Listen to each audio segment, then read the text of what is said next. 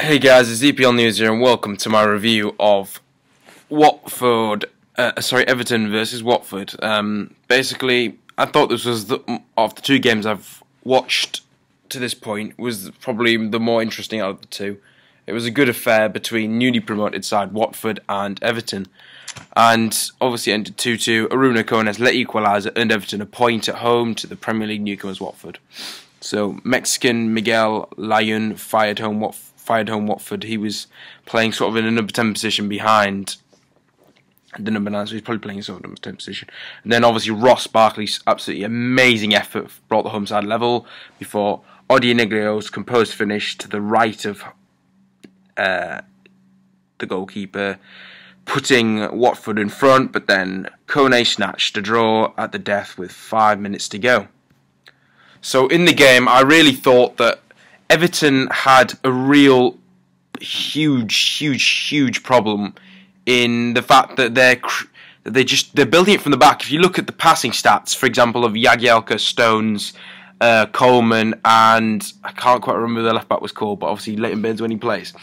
Everton build the ball up from the back, and the ball just is constantly between left back, right back for ages, and that was a problem for me, a Manchester United fan, seeing Manchester United do that and Everton doing that today. They just couldn't create enough chances.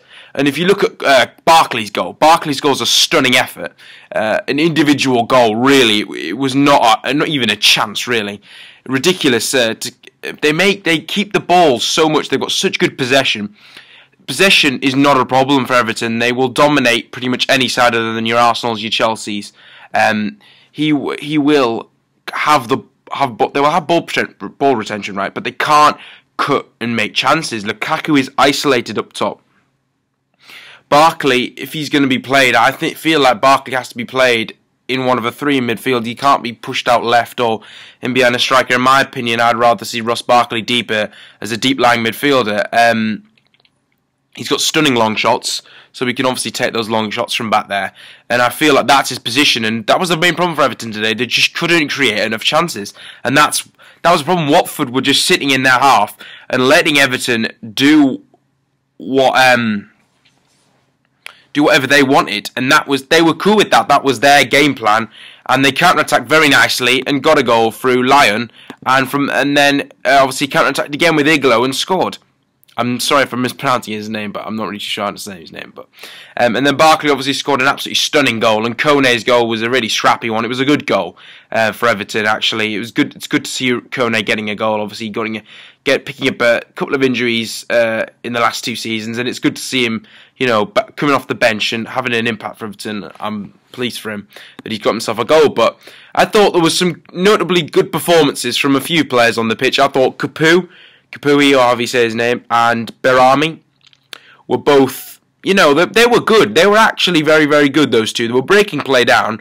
They were almost like they were playing 4, and then a block of 4, and then Layun, and then, I can't think of his name, then number 9, Dini, however you say his name, he was up top, and they were basically sitting there and they were very, very well drilled in what they did, Watford. I thought they were absolutely sensational in terms of defending, and unfortunately letting 2 goals in. I thought if they'd won 1-0, they would have deserved 1-0, because that was a game where they deserved to win 1-0, and they were unlucky not to do so.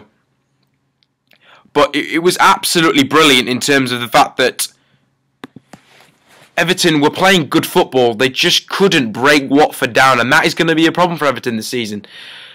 For the likes of Tom Cleverley playing in behind a striker, I'm not keen on that. I'm really not keen on that. As a Manchester United fan, I preferred Tom Cleverley when he was playing deeper than when he was playing up top. I know he's not the best defensive-wise, but he can adapt his game, and he can play in a position alongside he can play probably in a 3 if you play Barry, Cleverley, Barkley, or Cleverley, Barkley, and someone else aside. Maybe McCarthy on the left. Maybe that would work for Everton. I don't know. But I preferred Everton when they play counter-attacking football, okay, because they've got pacey wingers in the likes of Morales. They had Lennon, obviously he's gone. But they can play pacey attacking football. They've got 2 full-backs that need to bomb forward for Everton. That needs to happen. And secondly, just to finally end on Watford, right? If they play like they did today, they're going to be fine, okay? I know you can't say they're going to turn up like that every week, but today they defended absolutely fantastically. The centre-halves were, I can't quite, Prodol and Kathat, they were both brilliant. And the Holobas and Naimon were both bombing forward, and they were very, very, very effective. And I feel like that's going to be good for them. If I was to say two things that need to be brought up this game for either side is Watford need to keep this sort of resolute in defence. They need to be able to play this counter-attacking football again very well. Barami was lucky to come away without a yellow card in that game. And Deeney looked absolutely phenomenal. He was bullying Jagielka and Stones at one point at the start of the game. He was fantastic.